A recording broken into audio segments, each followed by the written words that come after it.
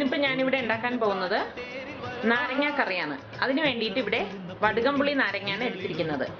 ഇതുപോലെ വലിയ നാരങ്ങ കിട്ടും. ഇതിൻ്റെ സ്കിന്ന് കുറച്ച് കട്ടി കൂടുതലാണെങ്കിൽ കുറച്ച് ഇത് ചെത്തി മാറ്റിയിട്ട് കട്ട് ചെയ്തെടുക്കാം. അപ്പോൾ കട്ടി കുറഞ്ഞ ഒരു വടുകംപുളി നാരങ്ങയാണ് ഞാനിവിടെ എടുത്തിരിക്കുന്നത്. പിന്നെ വേണ്ടത് കുറച്ച് ഉലുവാപ്പൊടി, മഞ്ഞൾപ്പൊടി, മുളക് പൊടി, കായപ്പൊടി, പിന്നെ കുറച്ച് പുളിവെള്ളം. ഒരു നെല്ലിക്കയേക്കാളും വളരെ കുറച്ച് എടുത്തിട്ട് നെല്ലിക്കയുടെ വലിപ്പത്തിനേക്കാളും കുറവുള്ളത് പുളി എടുത്തിട്ട് അത് കുറച്ച് വെള്ളത്തിൽ പിഴിഞ്ഞെടുത്തത്, നല്ലെണ്ണ. ഇതാണ് ഇതിന് വേണ്ടത്. 1 ടേബിൾ സ്പൂണ് ഇഞ്ചി ചെറുതായിട്ട് അരിഞ്ഞത്, 2 പച്ചമുളക് വട്ടത്തിലരിഞ്ഞത്. ആദ്യം തന്നെ ഒരു ഇഡ്ഡലി ചെമ്പിൽ കുറച്ച് വെള്ളം എടുത്തിട്ട് ഈ നാരങ്ങ ഒന്ന് ആവി കയറ്റി എടുക്കാം. നാരങ്ങ ഇവിടെ ആയിട്ടുണ്ടോ നോക്കാം. നാരങ്ങ ഇവിടെ ആയിട്ടുണ്ട്. ഇതിന് ഗ്യാസ് ഓഫ് ചെയ്തിട്ട് ഈ നാരങ്ങ എടുത്ത് നല്ലതുപോലെ തുടച്ച ശേഷം ചെറുതായിട്ട് അരിഞ്ഞെടുക്കാം. ഇതിപ്പം ചെറുതായിട്ട് അരിഞ്ഞു വെച്ചിരിക്കുന്ന നാരങ്ങയാണ്. ഇതിൻ്റെ അരിയുമ്പോൾ പ്രത്യേകം ശ്രദ്ധിക്കണം, ഇതിനുള്ളിലെ സീഡെല്ലാം എടുത്ത് മാറ്റി അതിനുള്ളിലെ പാട പോലത്തെ ആ ഭാഗമെല്ലാം മാറ്റിയിട്ട് വേണം ഇത് കട്ട് ചെയ്തെടുക്കാൻ. ഇനി ഇതിലേക്ക് കുറച്ച് ഉപ്പിട്ട് കൊടുക്കാം. നാരങ്ങ കറിയാണെന്ന് കരുതി ഒരുപാട് ഉപ്പൊന്നും ഉപയോഗിക്കേണ്ട ആവശ്യമില്ല. നമ്മളുടെ ആവശ്യത്തിനുള്ള ഉപ്പ് ഇതിലേക്ക് ഇട്ട് കൊടുക്കാം. ഇതിനി ഇവിടെ ഒരു അരമണിക്കൂർ വച്ചിരിക്കാം.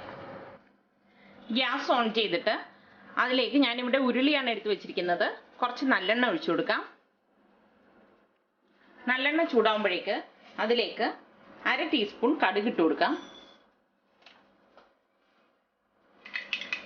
കടുക് പൊട്ടിത്തുടങ്ങുമ്പോഴേക്ക് വറ്റൽമുളക് ഇട്ട് കൊടുക്കാം. തീ ലോ ഫ്ലെയിമിലാക്കിയിട്ട് ഇതിലേക്ക് കറിവേപ്പില ഇട്ട് കൊടുക്കാം.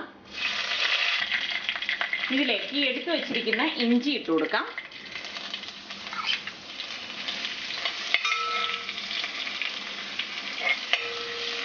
ഈ പച്ചമുളക് ഇട്ട് കൊടുക്കാം. ഇതിലേക്ക് 1/2 ടീസ്പൂൺ മഞ്ഞൾപ്പൊടി ഇട്ട് കൊടുക്കാം. 2 ടേബിൾ സ്പൂൺ മുളക് പൊടി ഇട്ട് കൊടുക്കാം. 1/2 ടീസ്പൂൺ വറുത്ത് പൊടിച്ച ഉലുവാപ്പൊടി ഇട്ട് കൊടുക്കാം. നന്നായിട്ട് യോജിപ്പിച്ച് കൊടുക്കുക. ഇതിലേക്ക് കുറച്ച് കായപ്പൊടി ഇട്ട് കൊടുക്കാം. ഏകദേശം 1 ടീസ്പൂൺ കായപ്പൊടി ഇട്ട് മിക്സ് ചെയ്ത ശേഷം ഈ ഉപ്പിട്ട് വെച്ചിരിക്കുന്ന നാരങ്ങ ഇതിലേക്ക് ചേർത്ത് കൊടുക്കാം. നന്നായി യോജിപ്പിച്ച് കൊടുക്കാം. ഇതിലേക്ക് എടുത്തു വെച്ചിരിക്കുന്ന പുളിവെള്ളം ഒഴിച്ചു കൊടുക്കാം. ഇങ്ങനെ തിളച്ച് വരുമ്പോഴേക്ക് ഈ ഒരു സൈസിൽ കുറച്ച് ശർക്കര ഇതിലേക്ക് ഇട്ട് കൊടുക്കാം. അത് അതിൽ കിടന്ന് തന്നെ അലിഞ്ഞോളൂ. ഒന്ന് ഇളക്കിയിട്ട് ഗ്യാസ് ഓഫ് ചെയ്ത് കൊടുക്കാം.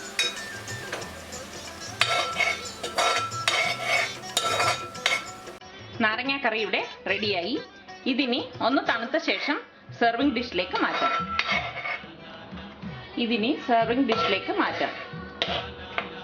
ഇപ്പൊ ശർക്കരയും എല്ലാം ഇതിലേക്ക് നന്നായി യോജിച്ചു കഴിഞ്ഞു.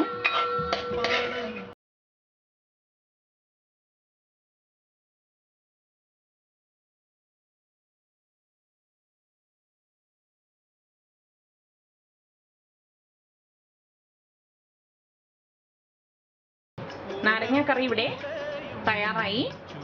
ഇത് നല്ല ടേസ്റ്റുള്ള ഒരു നാരങ്ങ കറിയാണ്. എല്ലാവരും ഇത് ഒന്ന് ട്രൈ ചെയ്ത് നോക്കുക.